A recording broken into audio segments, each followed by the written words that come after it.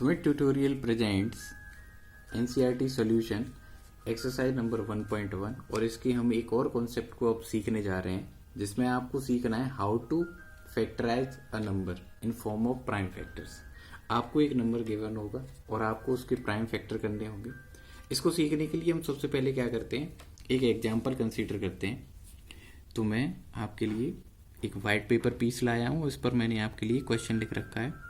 आपको एक smallest one of the smallest composite number लिखा है ना, उसकी वैल्यू 6 है और आपसे पूछा जा रहा है आप इसके प्राइम फैक्टर करो। सबसे पहले आप क्या करेंगे, सबसे पहले आप ये सोचेंगे कि कोई प्राइम नंबर ऐसा है जिसकी टेबल में 6 आता हो, तो आप बहुत जल्दी ही इस आंसर पर पहुंच जाएंगे कि ये जो 6 है ना वो 2 की टेबल में आता है। उसके अलावा ये 6 3 की टेबल में भी आता है। तो सबसे पहले इन दोनों में आप स्मॉलेस्ट सेलेक्ट करो। जनरली हम स्मॉलेस्ट प्राइम नंबर को पहले यूज करते हैं डिवाइड करने के लिए। तो आप 2 की टेबल से 6 को डिवाइड करेंगे तो ये 3 टाइम डिवाइड होगा। ये जो 3 है ये क्यूसेंट है, ये 3 क्या है, क्यूसेंट।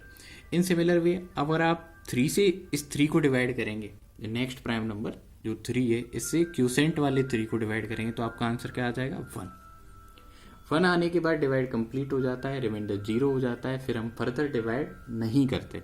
तो हमारा जो आंसर आएगा वो कुछ इस तरीके से आएगा, 6 = 2 × 3।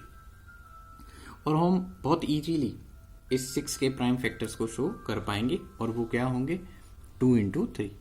अब आगे देखते हैं एक और एग्जाम्पल जिसमें आपको नेक्स्ट जो प्राइम कंपोजिट नंबर जो दे रखा है वो 100 है और आपको इसके प्राइम फैक्टर्स शो करने हैं।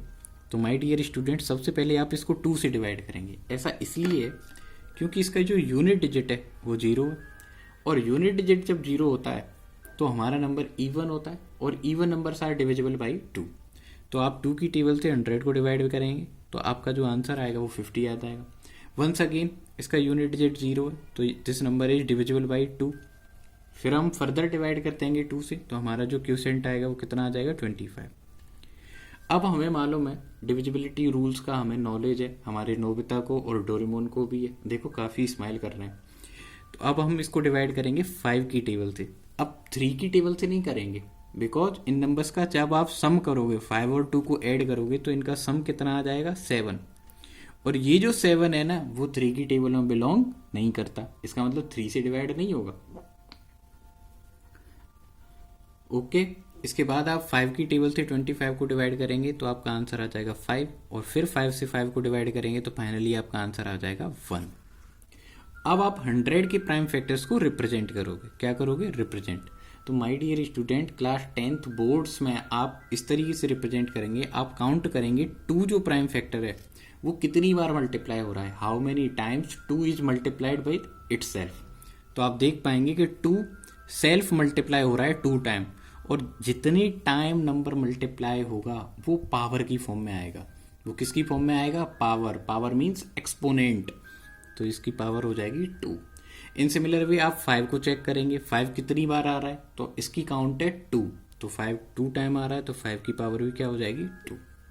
इस तरीके से आप 100 को प्राइम फैक्टर्स की फॉर्म में रिप्रेजेंट करेंगे।